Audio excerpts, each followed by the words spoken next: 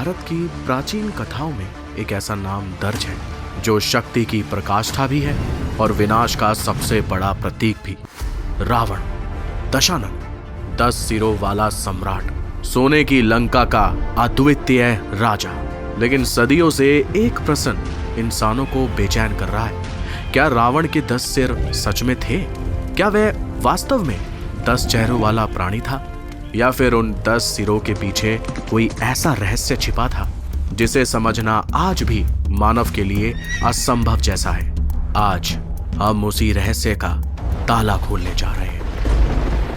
लंका, जो सोने की चमक से जगमगाती थी, जिसके बारे में कहा जाता था कि वह वैदिक ज्ञान, प्राचीन तकनीक और अलौकिक शक्तियों का केंद्र था।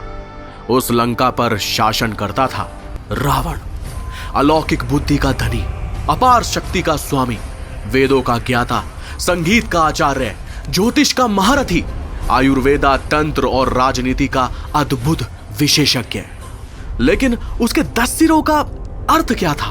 कुछ मानते हैं कि वह सचमुच में मौजूद है, कुछ कहते हैं केवल प्रतीक थे।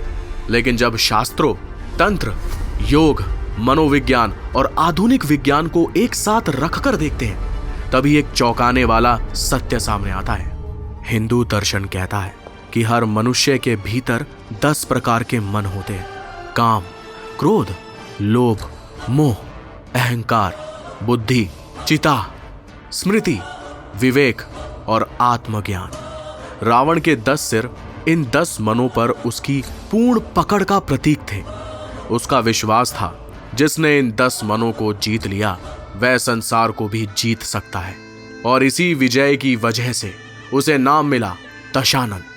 एक अन्य वाक्य कहती है कि उसने 10 महान विद्याएं अर्जित की थी: अमृत विद्या, आयुर्वेदा, तंत्र, राजनीति, युद्ध कला, मंत्र विद्या, सूर्य तंत्र, चंद्र तंत्र, माया विद्या और कला विज्ञान।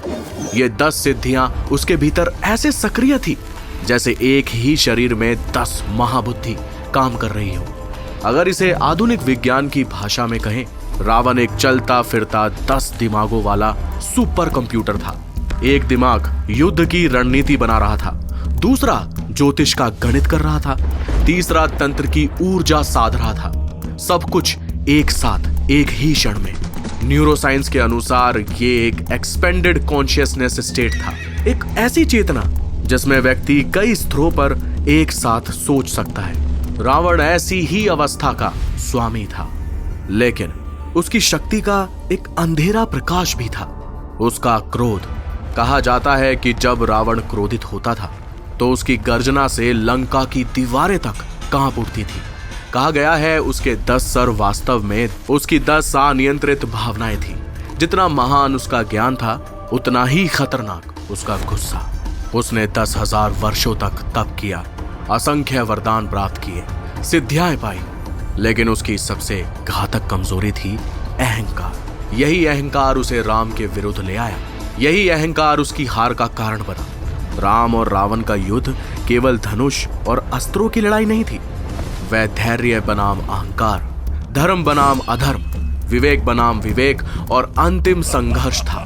रावण का असली शत्रु राम नहीं था, उसका शत्रु था उसका अपना अहंकार। और अब जब हम रावण के 10 सिरों का अर्थ समझते हैं तो पता चलता है उसके 10 सिर ज्ञान का भी प्रतीक है, शक्ति का भी, अलौकिक चेतना का भी।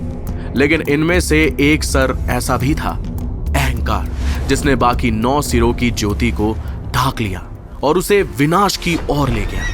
रावण का रहस्य हमें सिखाता है, चाहे ज्ञान कितना भी हो, चाहे शक्ति कितनी भी हो, यदि मनुष्य काम, क्रोध, लोभ, मोह और अहंकार पर नियंत्रण नहीं रख पाता तो उसका पतन निश्चित है। लेकिन जो व्यक्ति बुद्धि, स्मृति, विवेक और आत्मज्ञान को जागृत कर ले, वह संसार में अजयी हो जाता है। रावण के 10 सिर सिर्फ एक कथा नहीं, एक दर्पण है जो बताते हैं कि हर मनुष्य के भीतर एक रावण भी है और एक राम भी।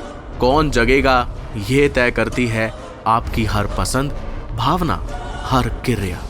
रावण की कथा हमें चेतावनी भी देती है और प्रेरणा भी।